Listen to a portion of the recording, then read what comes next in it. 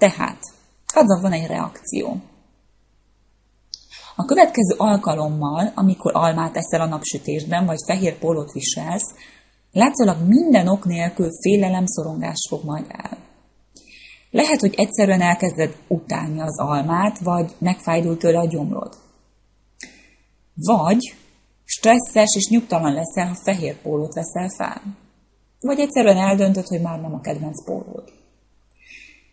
Általában nem tudatosul benned, hogy miért van ez, hiszen az emberek többsége nem keresi ezeket az összefüggéseket az életében és a történések között, de én is pontosan erre próbálom felhívni a figyelmeteket, hogyha észrevesztek magatokon valami hasonló jelenséget, akkor előfordulhat, hogy valami hasonló asszociáció állhat a dolog hátterében. A primitív agyad próbál megvédeni téged, amiről eldöntötte, hogy veszélyes.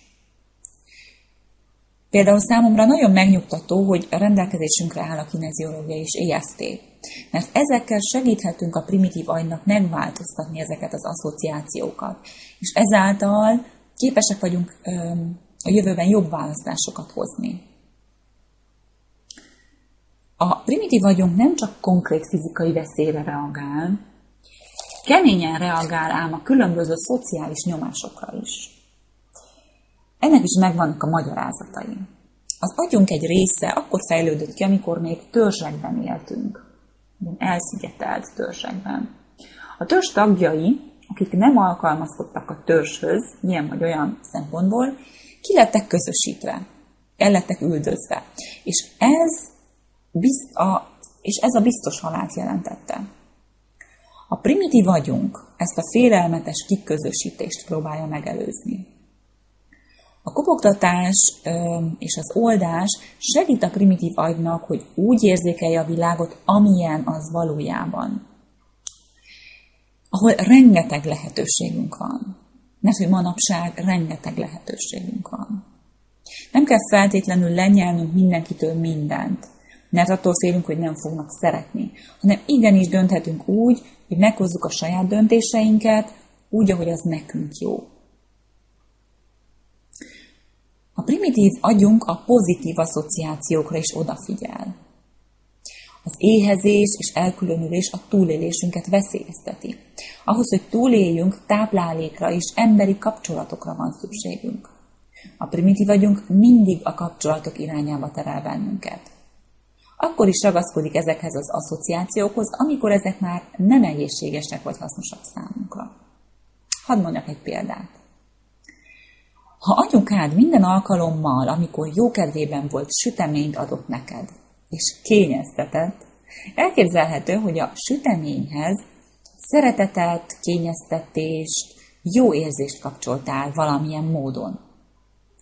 Felnőtt emberként viszont, amikor egyedül vagy szomorúnak érzed magad, akkor is sütemény után nyúlsz, amikor nem vagy éhes.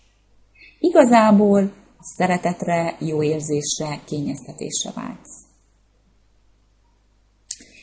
Fel szeretném hívni a figyelmeteket arra, hogy a primitív agyunk felülírja a logikus, racionális elménket, és megadja nekünk azokat az érzéseket, amire vágyunk.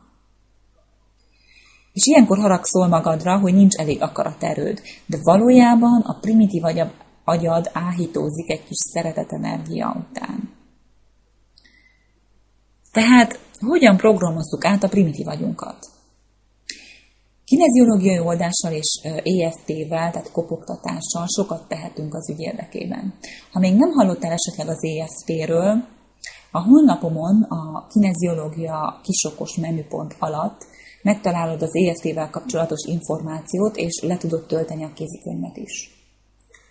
Hasznos és hatásos lehet kopogtatni az adott emlékre vagy a történéssel kapcsolatos aspektusokra.